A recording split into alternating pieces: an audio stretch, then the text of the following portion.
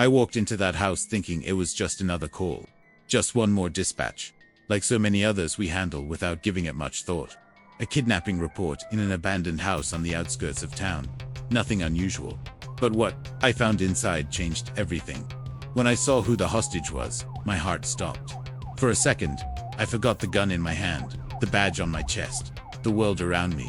That face, that trembling voice. It was him. My son. The same one, who vanished for years ago without a trace. In that moment, the cop in me disappeared. Only the father remained. And I knew deep in my soul that if I made a mistake in that moment, I'd lose him again forever. And that was when the worst and best day of my life began. My name is Rafael Costa. I'm 42 years old. I've been a cop for over 17.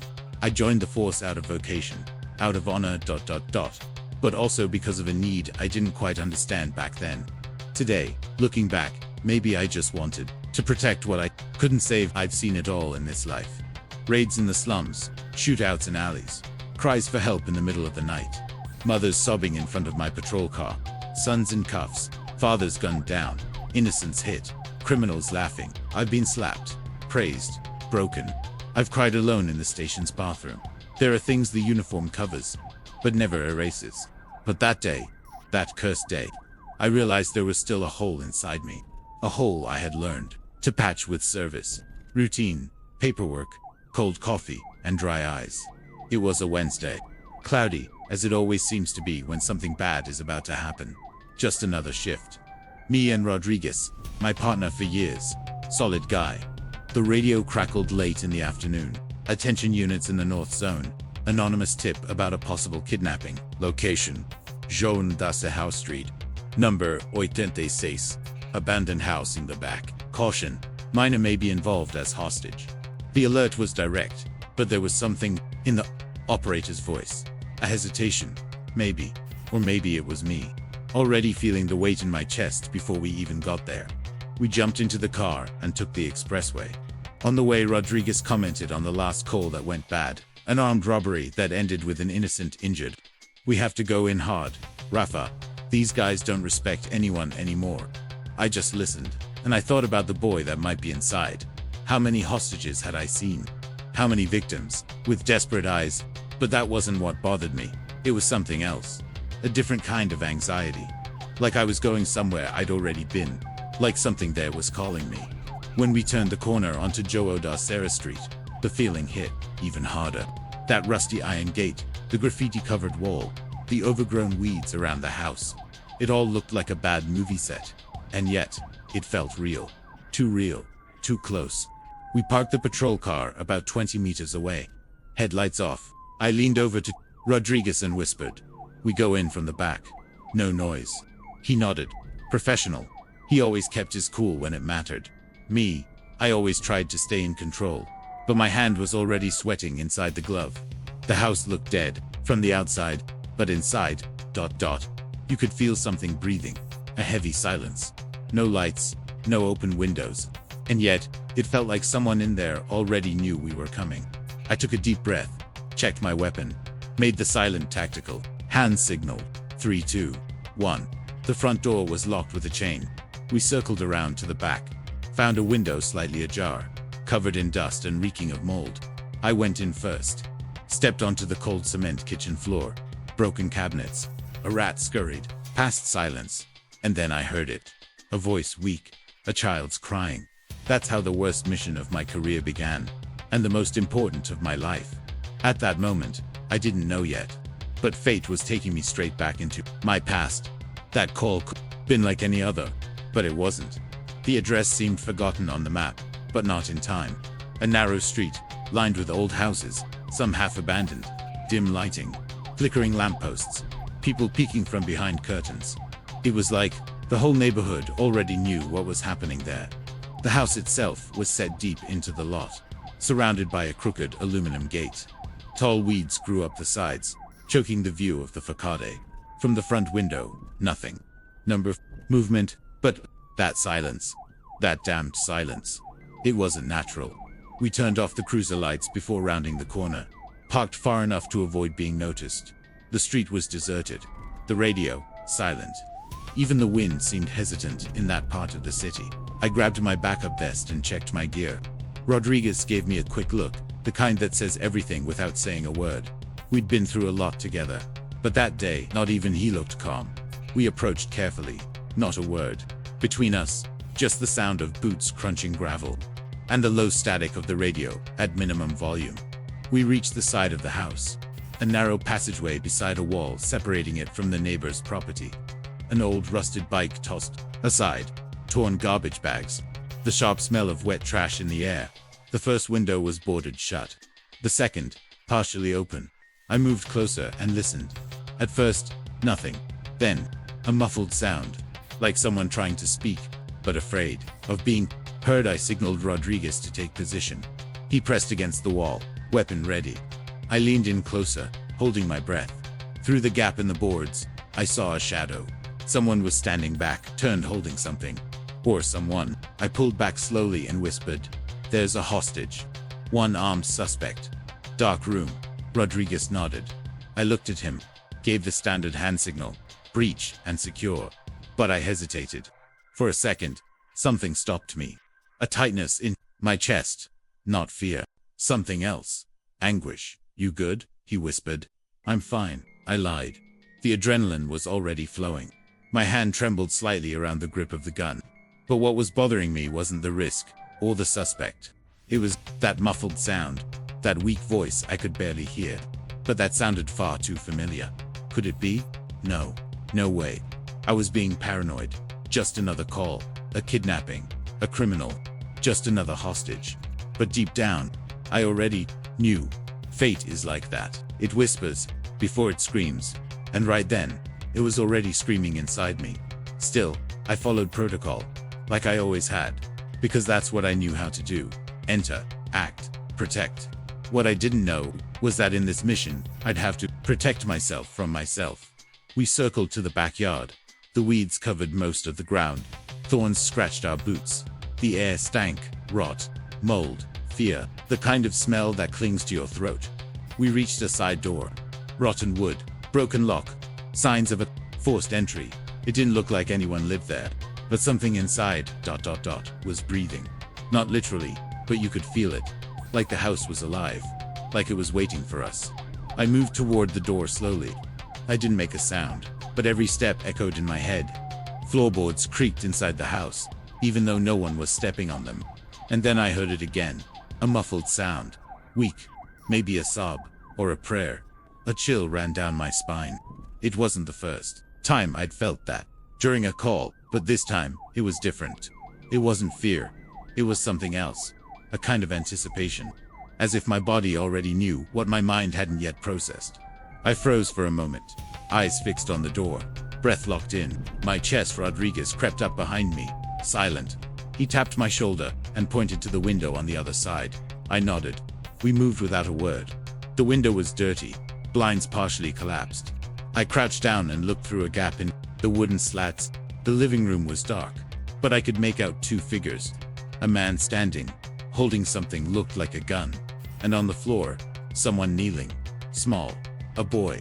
His hands were tied behind his back, head down, light blue t-shirt, knees dirty with soil. I tried to get a clearer look, but the view was distorted. Even so, something about the way the boy sat made me uneasy. The man paced and muttered things under his breath, angry, disconnected, like he was arguing with someone who wasn't responding. I whispered to Rodriguez, "One armed man, one hostage, young boy, age, I don't know. Can't see the face." But it wasn't true. Deep down, I knew. I couldn't see, but I could feel. Like blood calling to blood. Like something inside me was screaming, "It's him, it's him." I blinked several times, tried to focus, stay rational. But everything around me started to fade. The street noise disappeared. The weight of the gun vanished. There was only that kneeling boy, and that overwhelming sense that time was about to stop. Rodriguez touched my shoulder again. "Ready, let's move." I just nodded. The world outside kept spinning, but inside me, everything was falling apart. And right there, standing outside that rotting house, I felt my past staring back at me, through a filthy window and a moldy wall. The cop in me was preparing to act, but the father I had buried was about to wake up. The window only gave us a partial view of the room, but it was enough to know we couldn't wait for backup. The man was unstable. He paced back and forth, gun in hand, mumbling to himself in a low voice. And the boy, still kneeling, completely still, like he was in some kind of trance. I moved back to the side of the house, crouched behind an old rusted barrel, and carefully grabbed the radio. Dispatch, this is Unit 209. Hostage confirmed. Armed suspect inside the residence. Awaiting authorization to breach. The radio replied with static. Proceed with caution. Backup. Route. Backup. 10, 15 minutes at best. Too long for someone with a gun pointed at their head. I looked at Rodriguez. If we wait, it might be too late. He nodded, serious. Then we go in. Like always, I returned to the window. The man was now kneeling in front of the boy, shouting incoherent words, clearly unraveling. You could see it in his body. He was trembling. This wasn't a regular criminal. This was someone broken. And that made him even more dangerous. I mapped the layout of the house in my mind. Back entrance, kitchen to the right, living room in front, probably 2 bedrooms and a bathroom. We enter through the side, I whispered. I go in first, clear the kitchen, move to the living room. You follow, cover my flank. And if he shoots the kid, Rodriguez asked. I swallowed hard. I won't let that happen. There was a conviction in my voice I barely recognized. Then I looked down and saw something that made me freeze. A small key lying between the weeds and cracked concrete, blue shaped like a star, just like the one my son used to clip to his backpack when he was little. I bent down and picked it up. It was the same in that instant. I knew. No doubt. No hesitation. It was him. My eyes welled up. Time stopped. I stayed there, on my knees, holding that cheap piece of plastic like it contained an entire lifetime. Rodriguez noticed the look on my face. You know that boy. I took a deep breath. He's my son. Silence. He didn't say a word. Just lowered his eyes and placed a hand on my shoulder. And in that gesture, there was everything. Support, respect, fear. But there was no time to feel. Not now. Not with a gun aimed at him. The plan changed. I'm going in alone, I said. Steady. I'll make contact directly. If anything goes wrong, come in hard. You sure? No, but it's what I have to do. I was walking into the heart of the storm. But at that moment, I wasn't just a cop. I was a father. And a father doesn't hesitate. I adjusted my vest, gripped the keychain in my left hand, and with my right, firm on the gun, I stepped toward the back door. That rotting wood would lead me straight into the past or the end. I took a deep breath before placing my hand on the rusty back doorknob. Sweat dripped down the side of my face, even with the cold air. My heart was racing, completely out of rhythm, like it wanted to run ahead of me. In my other hand, I held the blue keychain, that small object I hadn't seen in years, buried deep in memory. The shape, the weight, the texture, everything about it screamed one truth. My son was in there. I turned the knob slowly. The wood creaked, but not enough to alert the suspect. The kitchen was dark, smelled like gas and rotten food. I moved carefully, gun raised, boots firm on the floor. Every step was calculated. The silence inside was heavier than anything outside. The house breathed pain. The living room was straight ahead, separated by a doorway. With no door, I could hear the man's breathing, short and rapid. And every few seconds, the muffled crying of the boy, soft, terrified. My throat closed, my stomach twisted. I saw the man from the side, his back turned, sweaty and agitated, pointing an old pistol at the boy, who knelt with eyes shut. It was him. Even after all those years, with a dirty face and long hair, it was my son. A punch landed in my chest, but I couldn't freeze. One wrong move, and it'd all be over. I positioned myself in the doorway, took aim. Voice firm. Police, drop your weapon. The man spun around, startled. But instead of dropping the gun, he aimed it straight at me. No one's leaving. No one knocks. I'd won. Easy, I shouted, keeping my composure.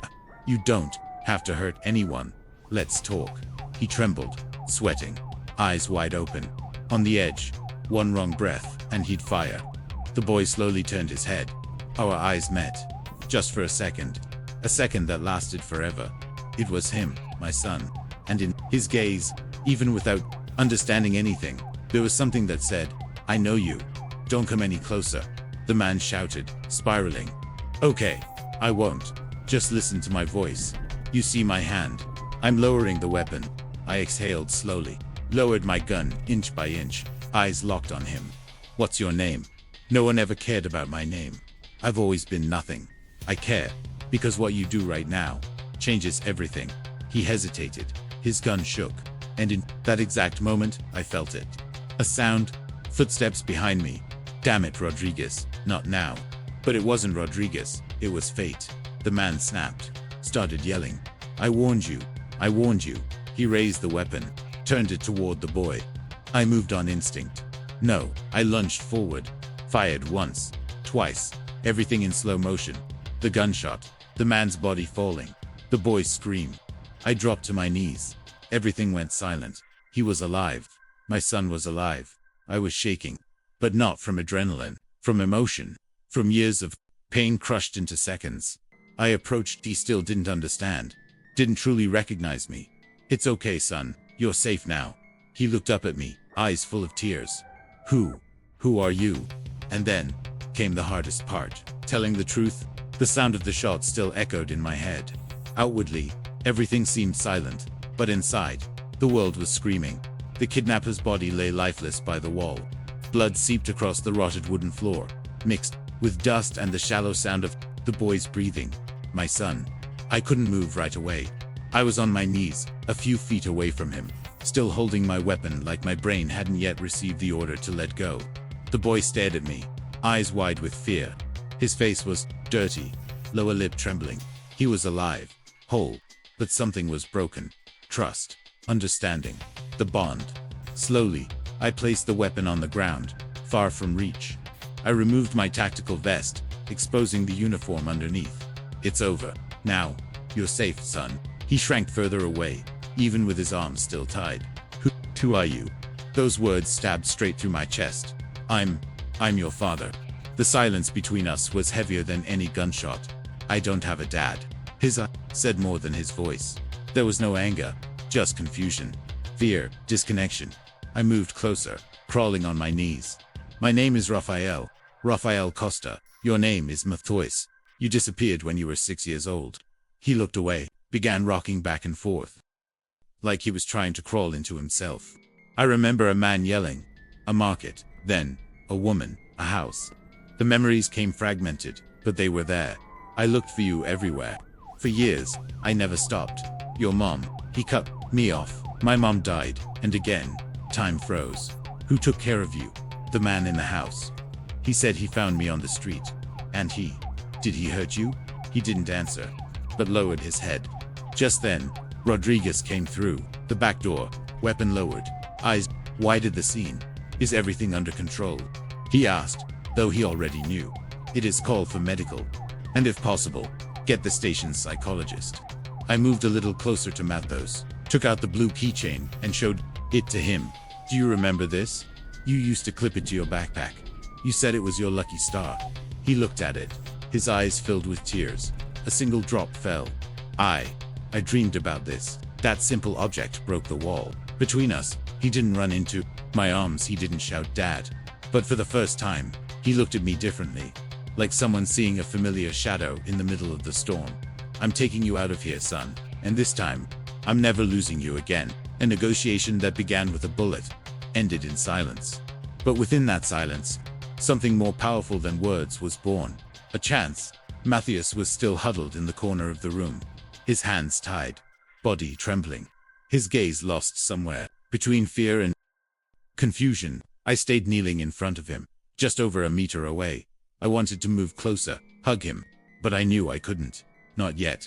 After so many years apart, and after what he had just lived through, any sudden move could send him retreating even further. Do you remember me, Mathis? I asked softly, almost whispering. He blinked slowly, like he was trying to see through the fog in his mind. My head hurts, he muttered. Sometimes I see things, dreams, that feel real. Just listen. Just listen to my voice, son. Close your eyes. He obeyed, instinctively, and I kept going. Do you remember when we used to go to the plaza downtown, and you'd ask for popcorn and chase the pigeons around? You used to say they were dinosaurs of the future. A faint smile escaped him. Almost. imperceptibly. Remember the dog you wanted to name Batman, even though she was a girl? He opened his eyes slowly. There was something there, something shifting. I remember that, but it felt like a dream. No, son. That was our life. It was real. You were 6. We were a family. Me, you, and your mom. We took you to that fair. It was the last day we saw you. His expression began to change. His eyes filled with tears again. This time, they were different. They were warm. I remember someone calling me, Raphael. That's me. And then, someone pulled me. I got scared. You got separated from us. And someone took you. I looked for you everywhere. For months. For years. I never stopped. Never accepted that you were gone. He lowered his head. His shoulders shook silently. He was crying. I moved a little closer, now just a few inches away. Do you remember your favorite song? He didn't respond. So I started singing, softly, like a whisper. Sleep, my child. Sleep in peace. Daddy's here. Nothing will harm you. That was enough. He lifted his eyes. And for the first time, he truly looked at me. Daddy. The word came out hesitant. Fragile, but real. It's me, son. I'm here. He tried to stand, but his legs gave out. Still bound. I carefully reached over, pulled a pocket knife from my vest, cut the tape binding his wrists. Once he was free, he didn't throw himself into my arms. But he didn't pull away either. He just stood there, still, looking at me, like someone finally beginning to believe. And then, in a whisper, he said, "You smell like home." I shattered inside. I didn't cry, but every cell in my body trembled. And you, son, you smell like coming back. That wasn't a happy ending yet, but it was the beginning of healing, and it all started with a voice. As I held my son's face in my trembling hands, the memory of that damned afternoon came rushing back like a torn film reel in slow motion. It was a sunny Saturday. I wasn't a cop yet. I was working security at a bank. We used to make the most of our weekends. Mathos loved going out early with his mom, having ice cream, running around the plaza, and then stopping by the arts and crafts fair downed out that day. The plaza was packed. I remember him holding a small bag of popcorn in one hand, and the blue keychain, the star bouncing from his Spider-Man backpack. He let go of his mother's hand for 2 seconds. She got distracted by a booth full of necklaces, and he ran over to see a man with a colorful parrot. By the time we noticed, he was gone. We looked around, called his name, asked everyone. Panic set in. Time stopped. Minutes turned into hours. Hours into days. We called the police, plastered the city with flyers, gave interviews on local TV, posted on social media. Matthias was 6. He didn't know anything about the world, and suddenly, he was gone. In the first few days, we held on to hope. Maybe someone had seen him. Maybe he was just lost. Maybe, but days turned to weeks. The guilt ate us alive. His mother, she never forgave herself. Over time, she grew quiet, sick, faded inside herself. 3 years later, she died. Heart attack, they said. But to me, her heart just stopped fighting. I buried myself in work, got into the police force. Not because I wanted to arrest bad guys, but because I needed to feel useful.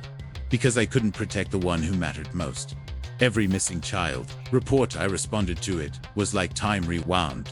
Every time a mother screamed her child's name in the street, I saw her pain all over again. And now he was here, sitting in front of me, older, different, but with the same eyes, the same chin, the same focused expression when listening in silence. Do you remember all that? I asked. He hesitated. Some things. Others feel like dreams. The man who took you. Did he say anything? He found me crying. Said my mom had left me. I didn't know if it was true, but he took me. His voice trembled. He treated me okay, at first, but then he started locking me up, screaming. Said I was his gift. My fists clenched. My blood boiled.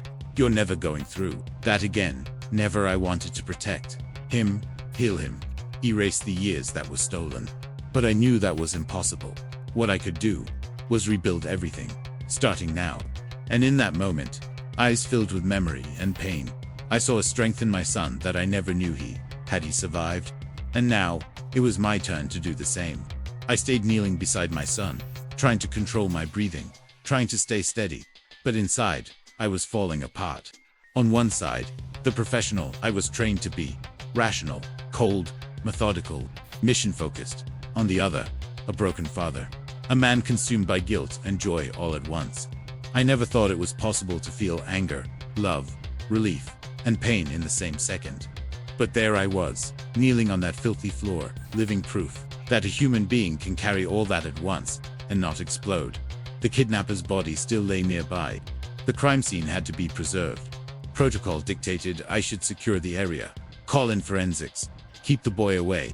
But how do you ask that of a father? How do you tell a man who just found his son, the same son who vanished 4 years ago, to step back and wait for the technical team? That place was a war zone, and my heart was the minefield. "Dad," Matthias whispered. "Can we go now?" My chest tightened. "Not yet, son. But it'll be over soon, I promise. I've made a lot of promises in my life, but none with the weight of that one." I felt a hand on my shoulder. It was Rodriguez. "Forensics are on the way. Want me to handle it?" I looked at him, and for the first time in all our years together, he saw my eyes filled with tears. I can't, not right now." "Then stay with him. I'll take care of the rest." And in that gesture, I knew I wasn't alone. The sirens started echoing in the distance. Medical teams, investigators, forensics units, all following protocol, but none of it felt real to me. I sat on the floor, leaning against the wall. Matthias, now free of his restraints, approached, hesitantly. He rested his head on my shoulder, like he was searching for a piece of the past to lean on. I removed my vest, bowed my head, and closed my eyes for a moment. I remembered all the times people told me that time heals everything. That's a lie. Time doesn't heal. It hides, it masks, it pushes down. What really heals is reunion. And even with the pain, the unanswered questions, the stolen years, I was finally there with my son. The cop in me knew this was just the beginning of another battle. Therapy, reintegration, justice. But the father in me just wanted to hold that moment for one more minute. Just one more. Because for the first time in years, I wasn't an empty man anymore. I was a father, with a son again, and everything I believed about strength, discipline, and training now meant standing before your own shattered heart, and still choosing to breathe. Time didn't stop, but it felt like it dragged. Matthias and I were still sitting on the floor of that room, side by side, when we heard tires approaching outside. The forensics vans, the ambulance, the local reporters that always appear out of nowhere. The street, once deserted, was beginning to fill with curious onlookers, flashing lights and voices. The adrenaline came back, not because of the danger, but because I knew that from this point forward, things could start slipping out of my hands. I knew how this kind of case becomes a circus.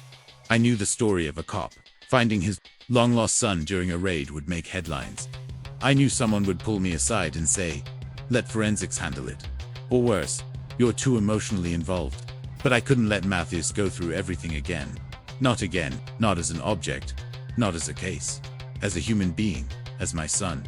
So I made the decision, quick, intense, brave.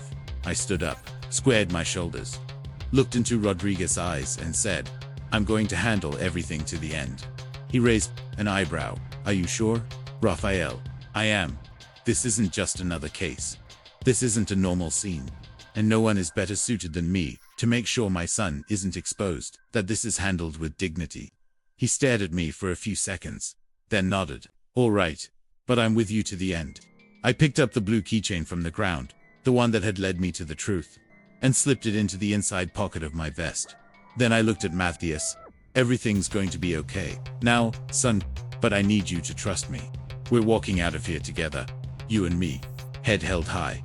He hesitated for a second, but then he stood up too. His legs were still trembling, but he stood, and that alone was already a miracle. Gently, I took off my jacket and placed it over his shoulders, covering his dirty arms and frightened gaze. I pulled the collar up to hide part of his face. "Come with me." I opened the front door and faced the bright streetlight flooding in. The flashes began, the whispers, but in that split second, I blocked everything out. With my hand on his shoulder, I walked through the gate. A father and his son, not a cop and a hostage, not a news story. Two survivors of a time that tried to destroy both. In different ways. When we reached the gate, I took the lead. Spoke firmly. "No cameras come close. No questions will be asked right now. This boy is not a character. He's my son. The medical team understood. Forensics respected it. Some photographers lowered their lenses, and right there, on that filthy sidewalk, amid the chaos starting to unfold, I made the bravest move I ever had as a cop, and the most necessary one as a father. I chose to protect his soul, because saving his life, I had already done, but now it was time to save what comes after it. In the heat of action, time becomes an invisible enemy. Sometimes it speeds up, sometimes it freezes. The moment the kidnapper raised the gun toward the boy, I knew I was working with a fraction of a second, a margin so tight that if I thought too long, the worst would happen. Everything inside me was screaming, shoot, run, do something. But something inside me also held back, not out of fear, but panic at making the wrong move. One mistake, one shot too early, one miscalculated step, and my son after 4 years would be taken from me again, this time for good. The suspect was yelling nonsense, sweating, crying, waving the gun wildly. And there, lying on the floor, Matthews was, trembling, his eyes locked on the barrel of the pistol. I raised my hands, took a step forward. Hey, calm down. I'm just a father. You don't need to do this. Look at me. But he wouldn't look, wouldn't listen. He was in total breakdown. Then he screamed, if I lose him, you all lose too. His finger began pulling the trigger. Everything inside me exploded. My body acted on instinct. I ran, dove over the small tables separating the room. The world around me vanished. And then, everything seemed to stop. A flash, a bang, a muffled scream, an impact. I hit the ground, my shoulder burning. For a second, I thought I'd been shot, that it was over. But it wasn't blood, it was wood. The bullet had hit the wall. The kidnapper had lost balance. At the exact moment he pulled the trigger. Why? That's when I saw it. Mathias, even in panic, had shifted a few inches to the side. And on the floor, between him and the gunman, was the blue key. The one he used to carry on his backpack. The one that fell all those years ago. The one now gleaming, as if it carried the weight of a destiny interrupted. That tiny object, that symbol, had made the boy move instinctively. 1 second, one gesture, a memory, maybe unconscious, but it saved them both. I didn't hesitate. Got up with my shoulder throbbing, grabbed the criminal from behind, and slammed him to the ground. The gun fell. Rodriguez came in from the side just seconds later and pinned him. It was over. The silence that followed was deafening. Mathos stared at the floor, at the keychain, as if he was seeing a piece of himself. I approached, still in disbelief. Are you okay? He didn't answer, just reached out and picked up the keychain, gripped it tightly in his palm. I remember this, he said, voice cracking. It's yours. It always was. And in that moment, when everything nearly ended, it was that simple, forgotten symbol that became the turning point. Because sometimes, what saves a life isn't a gun or a badge, but a memory, a connection, something small that holds your soul in place, even when the world is falling apart. The floor of the room was still marked with footprints, blood, dust, and memories. But among all the remnants of that heavy scene, one small object stood out, glowing with a presence that no artificial light could reproduce. The blue star-shaped keychain. It was small, light, almost insignificant compared to everything we had just lived. But right there, in that moment, it meant more than any weapon, badge, or procedure. Mathias held that keychain like it was the only real thing in the world. I sat beside him, breathing slowly, trying to process everything. The memory of the near shot still echoed in my head. The pulled trigger, the bullet that didn't hit. His instinctive movement, maybe driven by something even he didn't fully understand. Why did you move? I asked gently. He didn't answer right away, but his eyes remained fixed on the star. I don't know. I saw it on the floor, and I felt like I had to move. Like someone gave me a little push. I closed my eyes for a second. That wasn't just a reflex. It was emotional memory. His brain, even after years of confusion and trauma, recognized that symbol. Something in his soul remembered. You used to wear it every day. I gave it to you. You thought it would glow in the dark.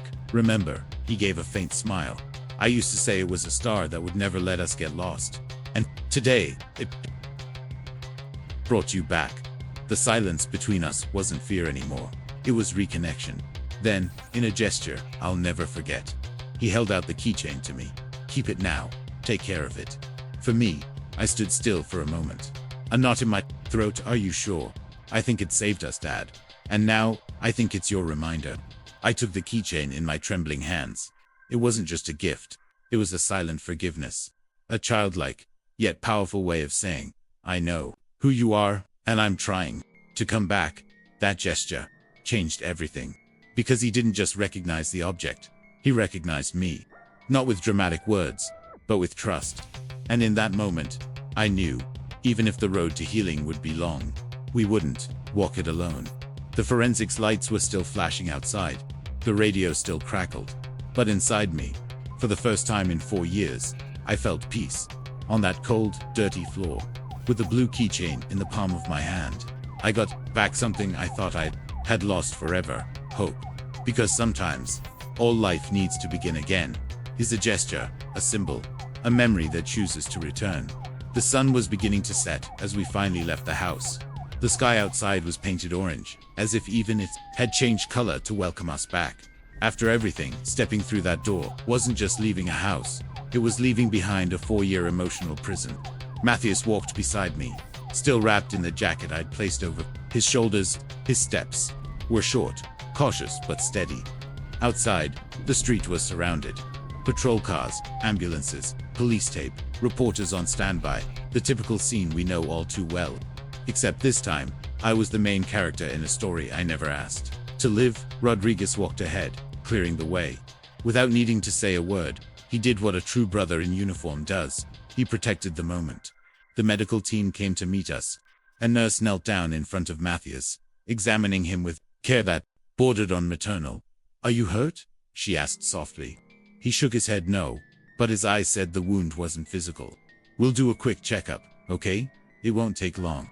I looked at him. It's okay, son. I'll go with you. He nodded, said nothing, but reached out his hand. A simple gesture, natural, but with indescribable weight.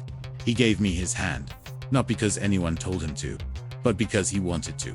We got into the ambulance together, sat side by side, while the team began the first assessments. He simply sat in silence. His eyes looked tired, but for the first time since we were reunited, there was calm. Outside, I heard the voice of the chief arriving, speaking with the forensic team. He approached the vehicle door and looked at me. Raphael, I don't even know what to say. Me neither, Chief. Me neither. Want me to take over from here? I want you to let me finish this my way. He paused, then smiled. Take him home. We'll handle the rest. It wasn't just a gesture of professional respect. It was empathy. A few minutes later, the ambulance started to move. The sirens slowly faded in the background. And for a moment, the world seemed to return to normal. Matthias rested his head on my shoulder. I'm tired, Dad. Sleep. I'm here. He closed his eyes.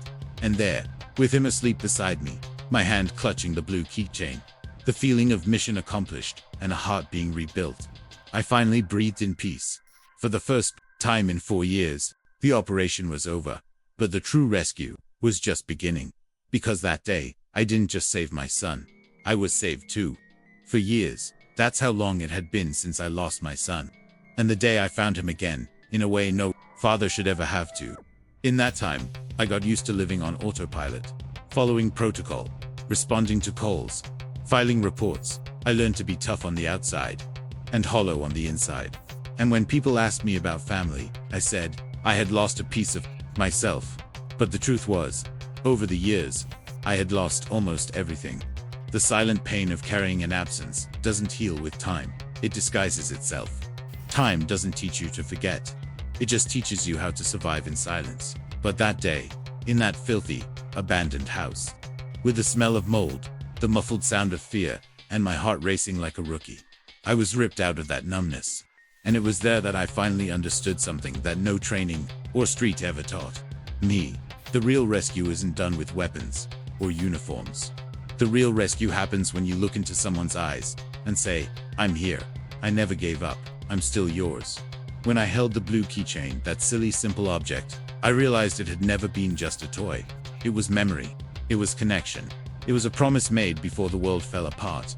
And even after years of darkness, it was still there, steady, alive, glowing like he used to say, star that leads us home. Today, my son is under medical care, doing therapy, trying to piece together the life that was stolen from him. And I am too. Because the trauma of losing and finding again changes you forever. But if there's one thing I learned that day, something you out there might need to hear, it's this: value those you love. Say today what you'd leave for tomorrow. Listen to the things said between the lines. Hold hands while you can. Hug tighter. Notice the details. Because sometimes what separates a normal life from a tragedy is a single instant. And if fate gives you a second chance, even wrapped in pain, fear, or surprise, grab it with everything you've got. Because love is that. It's risking. It's trusting again. It's hoping. Even when it makes no sense. I don't know what the future holds for me and Matthias, but I know this time, he won't face the world alone. And while he heals, I'm healing something in me I thought had died. Faith. Faith in people. Faith in myself. Faith in the improbable. What was lost forever was just waiting to be found again.